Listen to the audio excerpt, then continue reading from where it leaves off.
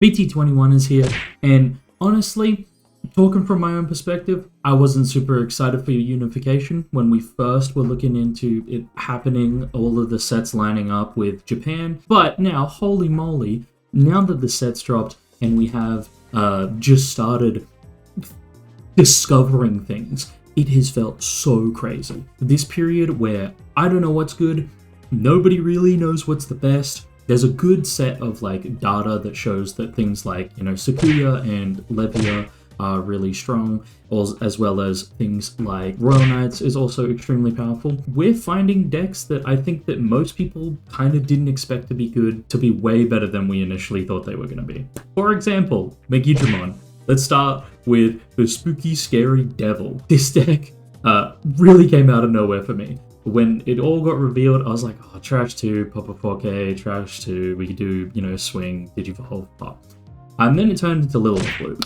And now Jambo TCG sent me a list all the way from the UK over to me here in Australia to it was just explaining to me, oh my god, I think this deck kind of has legs. And I was like, oh yeah, this looks fun, I think I'll play it. And between moving recently and all this, I decided, you know what, I'll give it a shot. I'll see if Megidramon has any legs whatsoever. And then I went 4 rounds, 2-0'd every single game, except for one, which I went 2-1, and stomped, to be honest. So I'm going to take you on a bit of a journey today to explain a Megidramon deck profile. I know I'm a little bit long-winded right here. We'll get into the deck profile in a second. But yeah, I went 4-0 at my locals with 20 people, just to clarify. I never oversell what I'm talking about here. And that was with an initial build. Now, this deck has gone crazy. A lot of people are looking at this deck because it is way stronger than it really has any right to be. If you like Lilith Loop, this is a much, much faster version. It does a lot of the same kind of playstyle of just, digivolving, using just way too many options. Things like Jack Raid, even though it's limited. And now there is one card that is making this deck even more insane that should have been hit on the ban list. So yeah, if you like Lilith Loop and all those mill into, high check decks, you'll really like this. This was pretty much the initial build that I got sent. This is the deck list that I topped with, came first at my locals. Had a lot of fun playing this one. And it's a really cool deck, I'm not gonna lie. Thing is, I'm not going to go into detail about every single one of these cards. They are very simple in what they do, and they all do very similar things. I will still do a little bit of a card by card, and I will also caveat that by saying this was the first iteration. If you stick around for long enough, I'll show you what this deck turned into and what you're going to see at regionals for the most part. Because now we've been testing a lot more of this.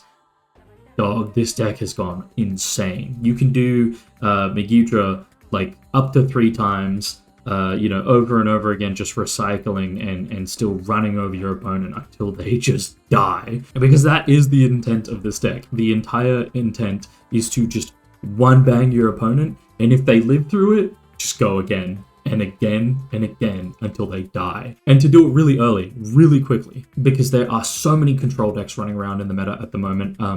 And that's kind of the theme so far with BT21, is you're either an extremely hefty control deck that is doing its best to, just keep the game slow and, whittle away your opponent, or you're hyper aggro. You are beyond aggro. There's like 1 or 2 still mid-range decks. I think of Armor Rush in terms of you're doing chips and then you're landing on a blocker and you're kind of just staring at your opponent waiting for them to act. But dude, this deck is beyond aggressive. Card by card, real quickly, both players have 20 in the trash. The Gilmon gains Rush. The Digimon is here to grab back almost any of the pieces except the Gilmon. This Gilmon searches out your other pieces, and also the Inheritable is awesome to gain a memory. You're not really going to get the X Anybody option. That's not what it's there for. You want more sources, but also just to search. This can make or break your kill turn. This guy also really great because you can just play him, trash 1, draw 2, stop playing the chicken game with some of these decks. And yeah, you can then just go immediately over. You can play either of these out off of the effects at the end of the attack with the Megidra, or even this Groundmon X. Speaking of which, this Groundmon X is draw one, trash one, and then if it has a X antibody or the Groundmon in its sources, you get the Undulation to play out a Guilmon in its name without paying the cost. You really want to stack this, because what happens is you're going to swing, this will die, which end of attack, delete all Digimon, and then it'll play out a dude as well as play out a dude. This is a really, really, really important part of the puzzle. Black Growl was here to trash 2 and then, just grab back another piece. I will say we have cut this card. I don't know why this is in here. It should have been the Sec +1 to begin with, to be honest. The other Groundmon, when Digivolving, delete a Digimon with 4k or less, or trash the top 2 cards of your deck if that doesn't happen. So this is a really, really, really important piece of the combo, not only for the fact that Undulation gains a memory, but also, 4k DP pop is often a Floodgate rookie, and either that Floodgate rookie is going to be a memory Floodgate or a play by effects Floodgate. This card is really, really way better than I thought it was going to be. We got the War Growl X in here because it helps us to insulate against ace plays, specifically, can't be bounced and can't be bottom decked. And then that extra DP does matter because sometimes your opponent wants to block your Megidramon, but if you can just walk over them or walk around them, it's really nice. And that second attack +1 matters as well as the pop. I mean, the pop has helped me to not deal with an ace here and there, which is really, really cool. And then this is kind of bread and butter of the War Growl. This War Growl is very, very cool. Trash top 2, gains raid, gains retail. Awesome. I cannot think of a time where I decided to raid and retaliate into something, let alone even just raid. All you care about with this card is the next effect and the Undulation effect, which Undulation trash your opponent's top security, and when attacking, you're going to count out how many cards you and your opponent have in your trash. You'll have 10, and they have 10. It's a 2-cost reduction when attacking to Digivolve into your Megidramon. And that's really it for this card. You can bring him down to 2 to 1. On the third Megidramon stack, you're probably going to bring him down to 1 or 0. But yeah, Megidramon is really cool here. End of attack, deletes all of your Digimon, does 2 checks just to start with. And then, you're playing out a dude. Now, the interesting part about this one is you can play out a cost 3 or lower card with Guilmon or Groundmon in its name from your trash without paying the cost. Doesn't really matter. Almost every single time, you're playing out the Rush Guilmon. I've gotten this up to, I think, 13 cost to play out some of these dudes for free. Don't care. If it doesn't have Rush, it doesn't matter. Then we have the 2 Gallants. These are to clear for game. By the time that you've done even 2, if not just 1 of these, pretty often you'll have enough trash for the reduction to just play these out for free. And these matter because your opponent will not be expecting it. Out of regionals, they're going to be expecting this sort of thing. But yeah, I had a few games where, I played out 2 rush bodies. My opponent kind of waited around for that. I swung rush, they block. They swing the other rush, they block or something. And I'm like, cool, here's the Gallant. And then I'm killing. And sometimes they just don't expect that as well. They can't always play for everything. Same with this guy, helps to recover if you're in dire straits. We got for the Analog Youth. You know what Analog Youth does? It trashes, draws, finds you what you need. Gravity Crush, 4 memory boosts, 2 scrambles, and 3 of the Digimon I designed. This card is cracked beyond belief. I thought this was a super mid card when I first was playing with it, and the more you play with this card, the more you will realize that this is nuts. It's basically when effects, so main, draw 1, trash a card, cool, just place it in the thing. You do that turn 1, it's great. Put your opponent to 1 memory, 2 memory, who cares? When effects delete Digimon, so if you pop your opponent's Digimon, their Floodgate rookie, for example, if you delete your own Digimon with a Call from Darkness, for example, this will trigger. And this is super important for climbing into that second Megidra, because now your opponent has to deal with not only the first one, deleting all their Digimon, or, triggering protection effects that your opponent has to deal with for the first one, but they're also dealing with when that second stack comes down, and then you Digivolve into your Groundmon, he pops something, or you go call and pop one of the second ones because you just need another search, then you're Digivolving for free.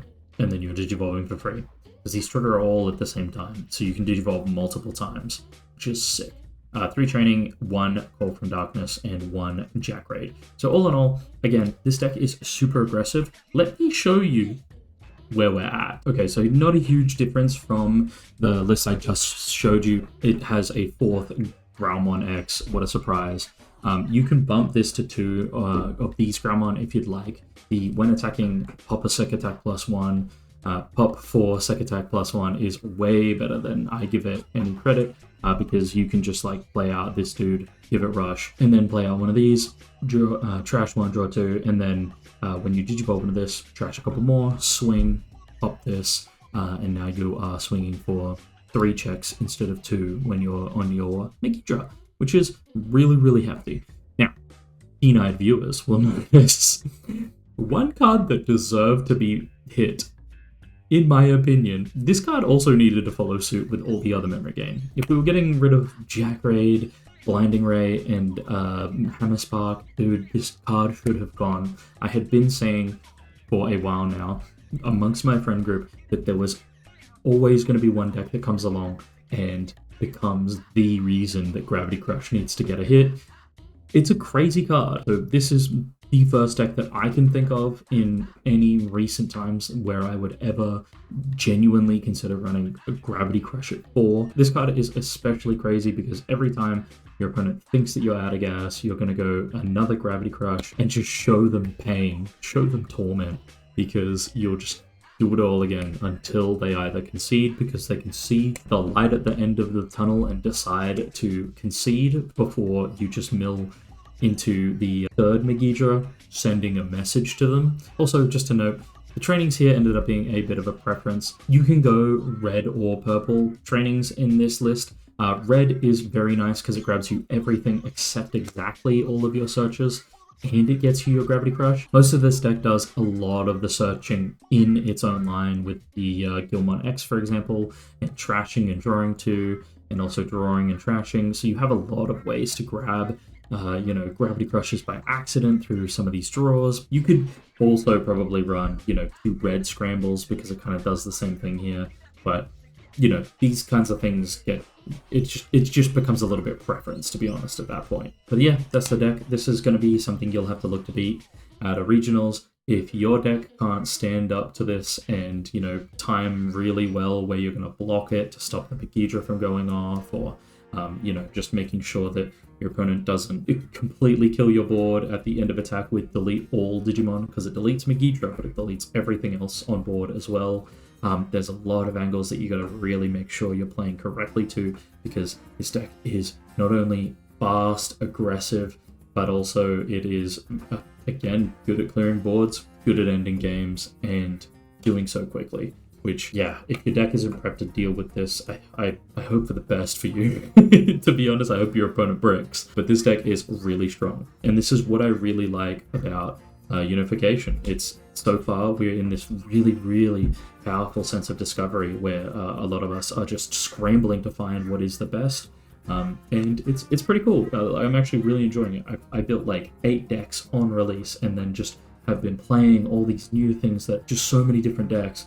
And I didn't think I was going to play a Megidramon at all. Like, from the get-go, I thought this deck was going to be kind of mid. And now, here we are, looking at this deck as though it is a tier 1 meta threat. Just some of my matchups really quickly before I leave you. Game 1 was against Zephyga 2-0. Game 2 was, if I recall, D-Brigade. So that was kind of a little bit difficult to begin with. And then once you get into Megidra, it was just... we go explode everything.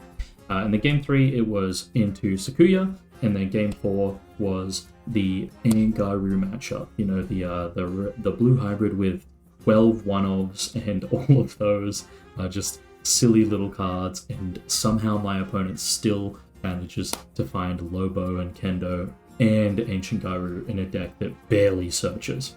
It's crazy, but the only reason I dropped one of those games was because amidst 3 checks with my Megidramon, I managed to hit Crimson Blaze on the last one, and that card just says, don't play anymore. So I didn't play anymore, and I scooped it up right there because I was done for. But it was funny.